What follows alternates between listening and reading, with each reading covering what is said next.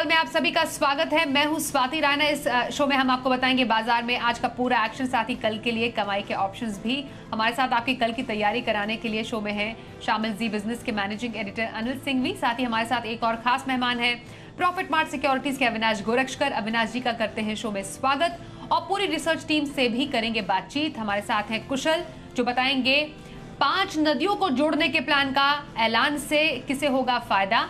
आशीष से हम समझेंगे दिसंबर तिमाही में आईटीसी से उम्मीदें। वरुण से समझेंगे दिसंबर तिमाही में टाइटन से उम्मीदें। स्मार्ट मीटर पर कस्टम ड्यूटी बढ़ाने से भी फायदा उनसे जानेंगे। देवांशी हमें बताएंगी दिसंबर तिमाही में ल्यूपिन से उम्मीदें। और तरुण बताएंगे क्यों टायर कंपनियों पर लगा है जुर्माना। सबसे पहले बाजार के आज के कारोबार पर एक नजर डाल लेते हैं। तो हमने देखा बाजार में आज भी तेजी कायम रही। कारोबार के अंत में निफ्टी 203 अंकों की बढ़त के साथ 17,780 के लेवल पर जाकर बंद हुआ। सेंसेक्स करीब 700 अंक चढ़कर 59,558 के स्तर पर बंद हुआ। साथ ही निफ्टी बैंक 825 अंकों की तेजी के साथ 39,330 के स्तर पर बंद हुआ। वहीं एफआईआईज और डीआईआईज की तरफ से आज क्या डेटा सामने आया है समझते हैं। एफआईआईज यानी विदेशी संस्थागत निवेशकों ने आज कैश मार्केट में 184 करोड़ रुपए की बिकवाली की है। तो वहीं डीआईआईज यानी घरेलू संस्थागत निवेशकों ने आज की 426 करोड़ रुपए की खरीदारी। आइए अब एडिटर स्टेक में अनिल जी से समझते हैं कि बाजार में ये तेजी बजट का जोश है या फिर कुछ और वजह। बजट के दूसरे दिन भी बाजार में लगातार तेजी का माहौल बना रहा और आज तीसरा दिन ऐसा था जहां बाजार दमदार उछाल के साथ बंद होता नजर आया। आज तो तेजी की एक से ज्यादा वजह थी। पहला तो डेफिनेटली कल का बजट जिसने बाजार का मूड ठीक किया और सरकार की तरफ से जो बजट आया वो ग्रोथ बढ़ाने वाला माना जा रहा है। ये बाजार को पसंद आ रहा है। ये तो एक कारण था जो हमें कल भी पता था और आज सुबह भी। दूसरा कारण आता दिखा अमेरिकी बाजारों से। तगड़ी तेजी के साथ अमेरिकी बाजार लगातार तीसरे दिन बंद होते नजर आए। तो चौतरफा खरीदारी अमेरिकी बाजारों की वो भी बाजार को पसंद आई। इसके अलावा एक बड़ा फैक्टर जिसकी वजह से बाजारों में अब तक तेज गिरावट हुई, करेक्शन हुआ और रिकवरी के जो आसार बनते हुए दिख रहे उसमें एफआईआईज की तरफ से कल के सेशन में नाम मात्र की सिर्फ 30 करोड़ की बिकवाली हुई। यानी कि एफआईआईज ने बिकवाली से हाथ थामा है और साथ ही दम लगाकर उन्होंने स्टॉक फ्यूचर्स भी खरीदे। बस फिर एफआईआईज के बिकवाली का प्रेशर कम हो, बजट की वजह से आपकी डाउनसाइड रिस्क कम हो, घरेलू फंड्स की खरीदारी बरकरार और ट्रेडर्स का मूड माहौल सेंटिमेंट मजबूत और साथ ही ग्लोबल मार्केट्स की तेजी, ये जो 5 तेजी के पंच मिले इससे बाजारों में आज फिर से जोश आया। जहां खुले वहां से और आगे मजबूती के साथ बढ़ते हुए नजर आए और तेजी करते हुए दिखाए। दिन की ऊंचाइयों पर जाकर बंद होने में कामयाब रहा निफ्टी 17,800 के बेहद करीब डबल सेंचुरी मारकर। बैंक निफ्टी में भी अगर आप देखें तो 39,000 के लेवल को भी पार किया और 39,500 के लेवल के बेहद करीब पहुंचने की कोशिश की और बेहद मजबूत क्लोजिंग वहां पर भी देखने को मिली। मिड कैप स्मॉल कैप शेयरों में भी एक्शन भरपूर रहा। ट्रेडर्स का इंटरेस्ट फिर से लौट रहा है। बाजार में सेक्टोरल चर्निंग हो रही है। अच्छी खरीदारी उन सभी स्टॉक्स में होती दिख रही है जहां पिछले कुछ दिनों में करेक्शन भारी हुआ है। तो ओवरऑल एक और बड़ा मजबूती वाला सेशन भारतीय बाजारों में आज देखने को मिला। आइए अब आज के एक्सपर्ट अविनाश गोरक्षकर का रुख कर लेते हैं। अविनाश जी, बजट के अगले दिन का बाजार आपके लिए कैसा है? क्या अभी आप स्ट्रैटेजी रखने की सलाह देंगे? और साथ ही हफ्ते भर का नजरिया किसी को रखना हो तो पोजिशनल व्यू कहां पर रखनी चाहिए?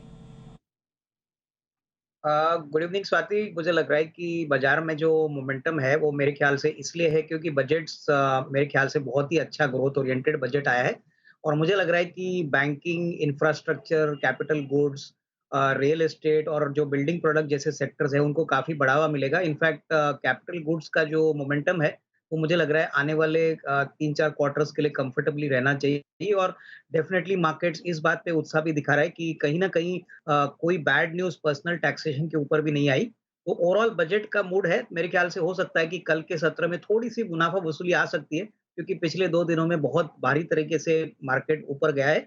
बट इसमें कोई घबराने की बात नहीं है, नॉर्मल प्रॉफिट बुकिंग होना चाहिए और अगर हफ्ते भर के लिए किसी को पोज़ीशन लेनी है, तो मुझे लग रहा है कि प्राइवेट बैंकिंग स्पेस में हमको कोटक बैंक काफ़ी पसंद है। हमको लग रहा है कि कोटक बैंक के नतीजे भी काफ़ी अच्छे आ गए थे, प्लस जिस प्रकार का कैपेक्स गवर्नमेंट ऑफ इंडिया ने प्लान किया है एफवाई 23 के लिए, इसका फ़ायदा भी कहीं न कहीं कोटक बैंक को भी मिलेगा।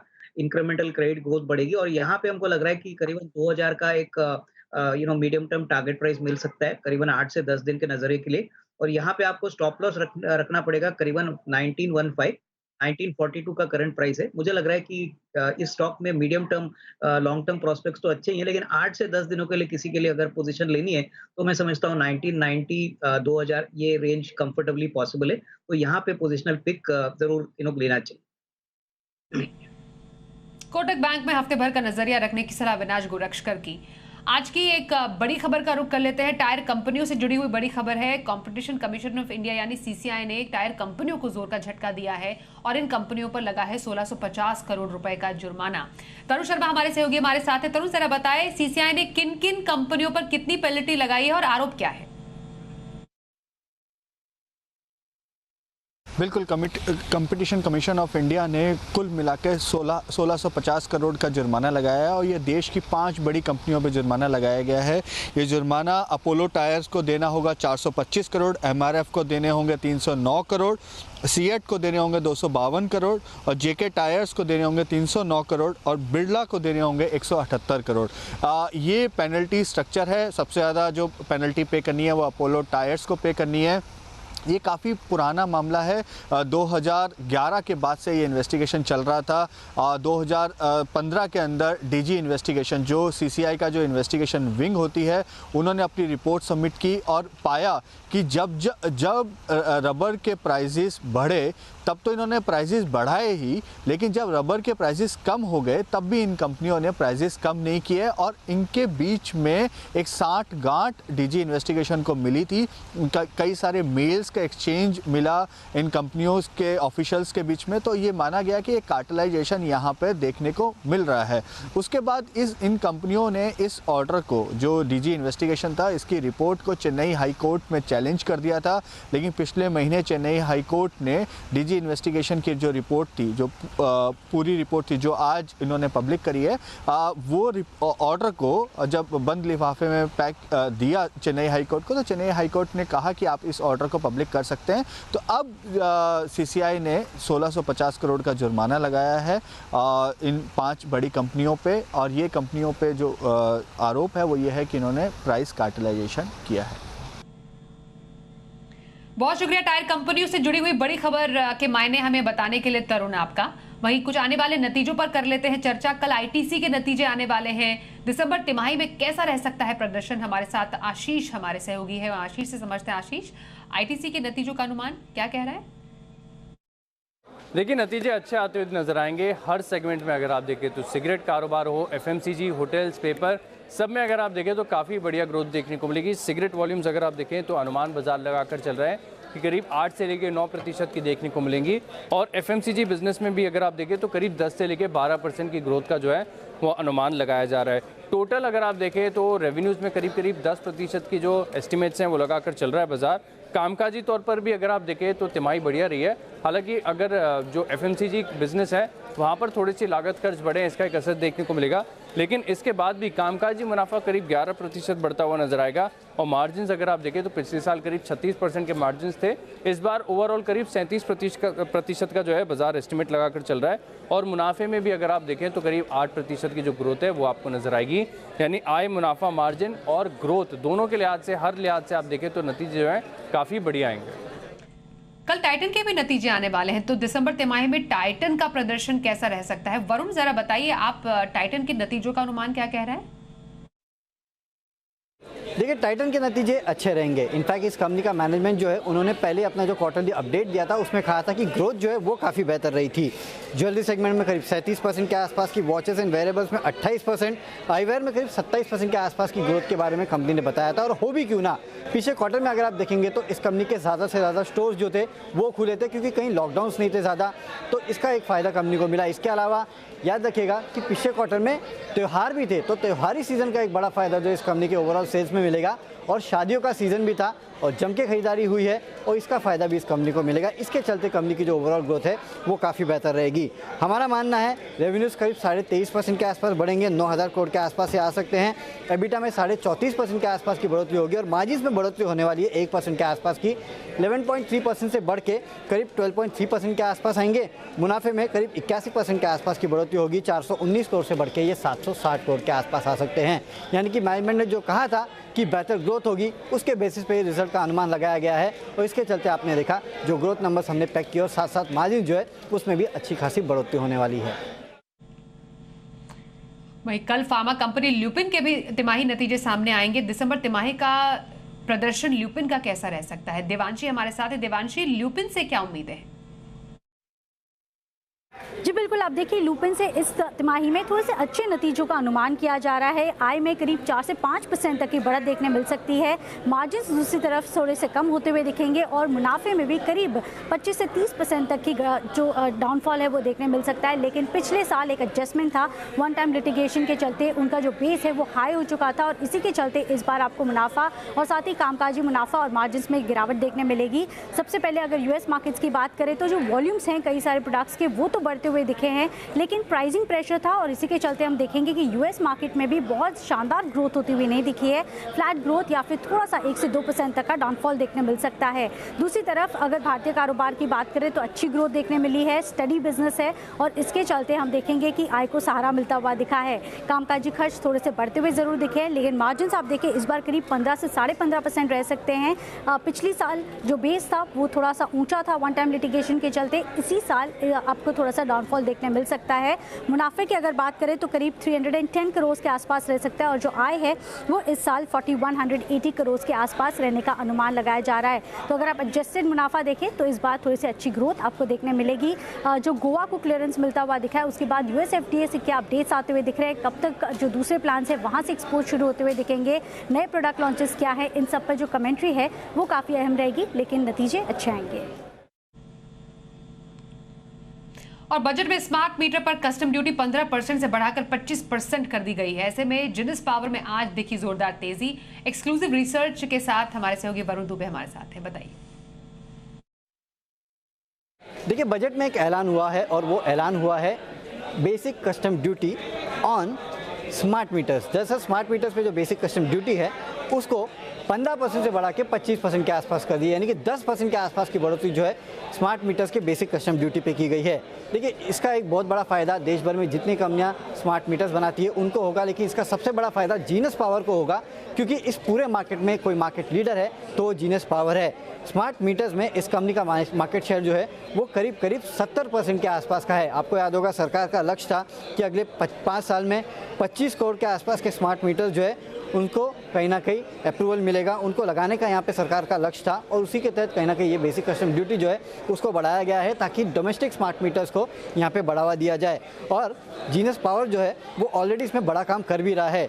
एशिया पैसिफिक में अगर देखेंगे तो इस कंपनी ने ऑलरेडी 15 लाख के आसपास के स्मार्ट मीटर जो है वो सप्लाई किए हैं और अपने मैनेजमेंट में भी काफ़ी ऐसे लोगों को शामिल किया है जो कि इस पूरे स्मार्ट मीटर्स के सेगमेंट को ग्रोथ दिला पाए।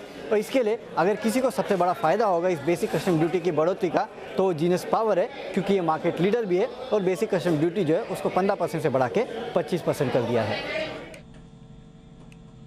और अब जी बिजनेस एक्सक्लूसिव रिसर्च। बजट में अगले कुछ केन बेतवा समेत 5 नदियों को जोड़ने का प्लान पेश किया गया है कुछ समय में। इससे किन कंपनियों को फायदा होगा ये बताने के लिए कुशल गुप्ता हमारे साथ है, बताइए कुशल।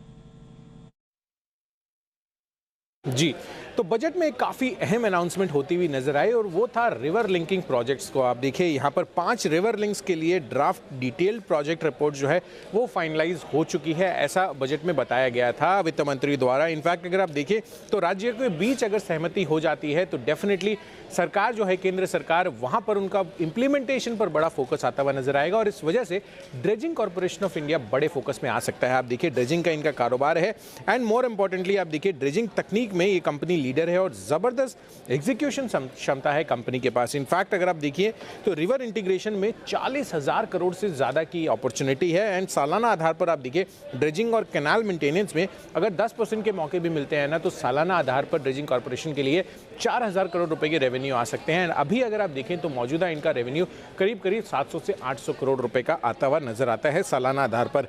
इनफैक्ट अगर आप देखें तो मार्च 2020 में महानदी का रिवर माउथ जो है उसको इन्होंने ड्रेज किया था, रिकॉर्ड 45 दिनों में ये काम खत्म करते हुए नजर आए थे। तो डेफिनेटली काफी बेहतर एग्जीक्यूशन कैपेबिलिटीज है और ड्रेजिंग क्या जिस तरह से रिक्वायरमेंट है रिवर लिंकेज में, डेफिनेटली ये स्टॉक जो है बड़े फोकस में रह सकता है। और आइए अब जानते हैं कल के बाजार पर क्या रखे स्ट्रैटेजी और बाजार के लिए अहम संकेत अनिल जी से। जहां तक कल के बाजारों का सवाल है, भारतीय बाजारों के बंद होने के वक्त डाउ फ्यूचर्स एकदम सुस्त है, लेकिन नैस्डैक फ्यूचर्स में 1.5-2% की दमदार तेजी थी। यानी कि आज फिर से अमेरिका में एक मजबूत ट्रेडिंग सेशन हो सकता है, ये उम्मीद तो जरूर भारतीय बाजारों को क्लोजिंग के वक्त थी। दूसरा, जिस तरह की तेजी बनी, उम्मीद कर सकते हैं कि एफआईज की तरफ से और थोड़ी बहुत खरीदारी आज देखने को मिले। घरेलू फंड दम लगाकर खरीद रहे हैं, ट्रेडर्स फिर से जोश में हैं और बाजार तकनीकी तौर पर मजबूत होते दिख रहे हैं, स्पेशली 17,750 के ऊपर की क्लोजिंग देखकर। अब कल के लिए जहां तक सपोर्ट का सवाल है, 17,575, 17,625 थोड़ी सी दूर है, लेकिन यही 50 पॉइंट की रेंज सपोर्ट के तौर पर काम करेगी और ऊपरी स्तरों पर 17,875 से लेकर 17,950 तक जाने की कोशिश निफ्टी की एक बार फिर से हो सकती है। 18,000 की तरफ बढ़ने की तैयारी बन सकती है। जहां तक बैंक निफ्टी का सवाल है, 39,000 के ऊपर निकल कर जो बैंक निफ्टी टिका है थोड़ा सा दूर है, लेकिन सपोर्ट अब 39,700 से 39,850 की रेंज में, माफ कीजिएगा 38,700 से लेकर 38,850 की रेंज में बैंक निफ्टी पर मजबूत सपोर्ट है और एक बार 40,000 के आसपास जाने की कोशिश बैंक निफ्टी कर सकता है। कल वायदा कारोबार के हफ्ते की एक्सपायरी का भी दिन है, ऐसे में कुछ शॉर्ट कवरिंग, कुछ खरीदारी, ये दोनों देखने को मिल सकती है। दो बड़े ट्रिगर्स हैं, एक ग्लोबल मार्केट्स का माहौल अगर मजबूत रहे तो तेजी से खुलेंगे, कमजोर रहे तो नीचे खुलकर बढ़ेंगे, और दूसरा एफआईज की तरफ के बिकवाली या खरीदारी के आंकड़े। ये दो ऐसे ट्रिगर्स हैं जिन्हें हमें सुबह देखना होगा, लेकिन बाकी ट्रिगर्स बाजार में तेजी की तरफ इशारा करते हुए दिख रहे हैं। और आइए देखते हैं कल का ऑप्शन।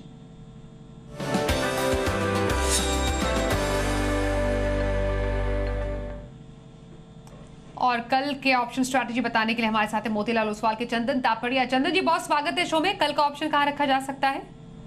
बिल्कुल बहुत बहुत धन्यवाद। देखिए, पिछले 3 दिनों में बाजार में अच्छी तेजी देखने को मिल रही है और हमारा मानना है कि यहाँ पे बैंकिंग और consumption related counter continue momentum दिखाएंगे, तो पूरा ब्रॉड बेस बाइंग है। निफ्टी कहीं ना कहीं 17,900 18,000 की तरफ पहल कर रहा है।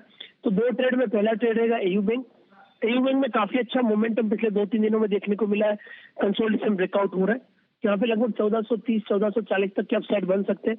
तो 1400 की कॉल लेने की सलाह रहेगी। 46 रुपए के आसपास बंद हुई है, 32 रुपए का स्टॉप लॉस लगाइए, 70 रुपए तक के टारगेट आपको यहाँ पे मिलने चाहिए। दूसरा ट्रेड रहेगा टाइटन। इस स्टॉक ने अपने एक राइजिंग ट्रेंड लाइन का सपोर्ट लिया और मोमेंटम दिखा रहा है, लगभग 2600 2650 तक का मूवमेंट आना चाहिए। तो 2500 का कॉल लेने की सलाह रहेगी। 70 रुपए का प्राइस चल रहा है, यहाँ पे 55 रुपए का स्टॉप लॉस लगाइए। ये कॉल ऊपर में लगभग 99 से 100 रुपए तक के टारगेट दिखा सकती है। बहुत शुक्रिया चंदन जी कल के लिए ऑप्शन स्ट्रैटेजी बताने के लिए। अविनाश जी, आपके पास आ रहे हैं, लॉन्ग टर्म स्ट्रैटेजी के लिए कौन सी पिक बताएंगे आप?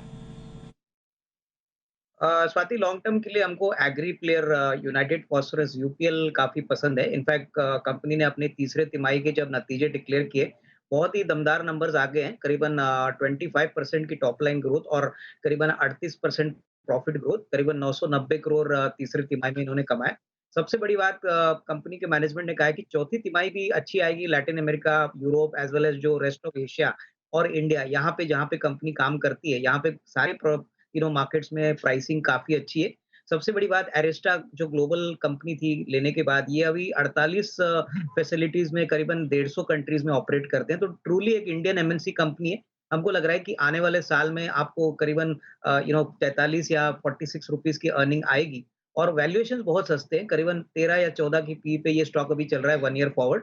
तो हमको लग रहा है कि अगर साल भर का नजरिया है तो कम से कम 925-950 का टारगेट प्राइस कंफर्टेबली पॉसिबल है। और बजट ने भी काफी बेनिफिट्स एग्री सेक्टर को दिए हैं, तो इसका भी बेनिफिट कंपनी को मिलेगा अपने डोमेस्टिक ऑपरेशंस के लिए।